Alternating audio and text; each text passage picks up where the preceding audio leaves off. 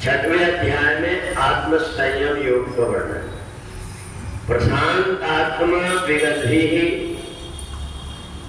ब्रह्मचारी प्रतिष्ठिता मना संयम मच्चित्तो युक्त आसीत मत्पर।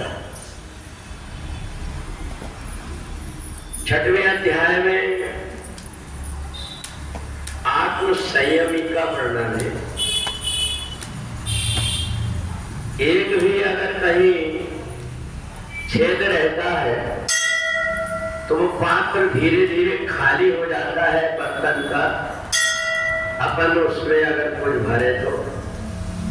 इसी प्रकार से शरीर, इसमें 5 कर्मेंद्रियां और 5 ज्ञानेंद्रियां। अगर इन इंद्रियों को बुद्धि से नियंत्रण नहीं किया गया तो जैसे बिना लगाम वाले घोड़े पता नहीं कहां गड्ढे में डाल देते, ऐसा ही ये मन भी शरीर की इंद्रियों के साथ लेकर के जीवन को नष्ट कर देता है।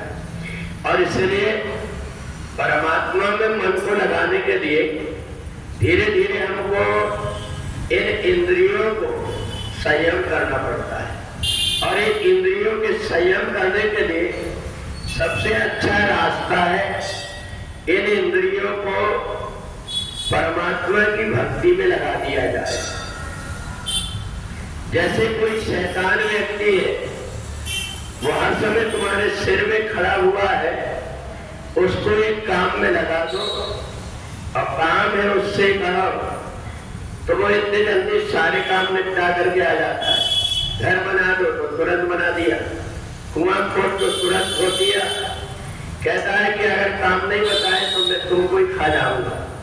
तो समझदार व्यक्ति ने एक काम चुन लिया, ये सीढ़ी रखी हुई है, इसमें चढ़ने और उतरने का काम कर। अब उसका काम कभी समाप्त नहीं होगा और वो तुम्हें परेशान नहीं करेगा। ऐसा ही ये मन भी, ये मन जब इधर उधर भागता है, पता नहीं कहां कहां जाकर के कचरे इकट्ठे करते रहता है। बहुत सारा समय तो व्यक्ति का पीछे की बात जो गुजरी उसके सोचने में, बताने में लग जाती है, और बहुत सारा समय आगे क्या होगा इसमें लगा रहता है। परंतु वर्तमान में बहुत कम ऐसे व्यक्ति जो जी पाते हैं। वर्तमान में जीना जिसने सीख लिया उन व्यक्ति का जीवन सार्थक होता है। केवल 1 घंटा व्यक्ति बैठ करके मन में जो कुछ भी बातें आ रही उनको अगर लिखना शुरू कर दे और दूसरों को बताए तो वो कहेगा ये आदमी बिल्कुल पागल है, इतनी ऐसी ऐसी बातें सोचते रहता है। तो मन के अंदर ऐसी ऐसी बातें आती है। और इसलिए युद्धन एवं सदात्मानम योगी नियत मानसा। हम यदि इन इंद्रियों को परमात्मा की तरफ लगा देते हैं तो आज नहीं तो कल इंद्रियां हमारे अधीन हो जाती है।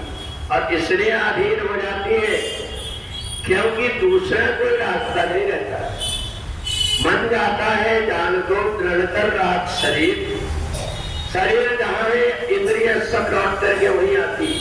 हम परमात्मा के पास बैठे भगवान की पूजन कर रहे, मन इधर उधर भागेगा, फिर लौट करके आना पड़ेगा। तो इसलिए छठवें अध्याय में भगवान ने आत्म संयम योग बताया।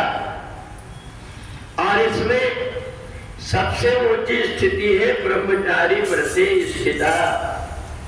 ब्रह्मचर्य का मतलब ये नहीं कि जिस व्यक्ति ने शादी नहीं किया है केवल वही ब्रह्मचारी बन गया, लाल पीले कपड़े पहन लिया वही ब्रह्मचारी बन गया, ऐसा नहीं है। जब हमारा ये मन परमात्मा में लगने लगता है, ब्रह्म में विचरण करने लगता है, तब जाकर के ब्रह्मचर्य व्रत होता है। और नहीं ऐसे तो कई प्रकार के बिना शादी के पूरी जिंदगी जीते हैं और मरने के बाद नरक में भुगतते हैं। इसलिए कि उन्होंने शरीर की इंद्रियों को तो उनको रोक लिया, पर मन से उनका चिंतन करते रहे। ये सबसे बड़ा पाखंड कहलाता है। और इसलिए जो व्यक्ति सबके बीच में रह करके और अपनी इंद्रियों को अपने वश में करके परमात्मा का चिंतन करता है, वास्तव में वो ब्रह्मचारी कहलाता है। और इसलिए योगी उन्नीत सततम, जो योगी होता है अपने मन को परमात्मा में ऐसा लगा देता है, फिर वो साक्षी मात्र बन करके देखते रहता है। उसके शरीर के द्वारा जो कुछ भी कर्म होते हैं वे कर्म पूजन बन जाते हैं। तो इसलिए आत्म संयम योग में भगवान ने कहा कि इंद्रियां जब तुम्हारे अधीन न हो तो जो कुछ भी कर्म होता है कृष्ण अर्पण वस्तु कर दो। अपने आप ये मन को सोचना पड़ेगा कि मैं जो कुछ कर रहा हूँ ये सब परमात्मा को अर्पण करना है। तो जैसे हम परमात्मा की बात आती है, हम प्रसाद चढ़ाते हैं उसका ध्यान रखते हैं, फूल चढ़ाते हैं उसका ध्यान रखते हैं कि हमें परमात्मा को चढ़ाना है, इनको साफ सुथरे करके चढ़ाए। और एक दिन ऐसा आता है धीरे धीरे व्यक्ति की सारी इंद्रियां पवित्र हो जाती। बोले सच्चिदानंद भगवान वृंदावन बिहारी लाल।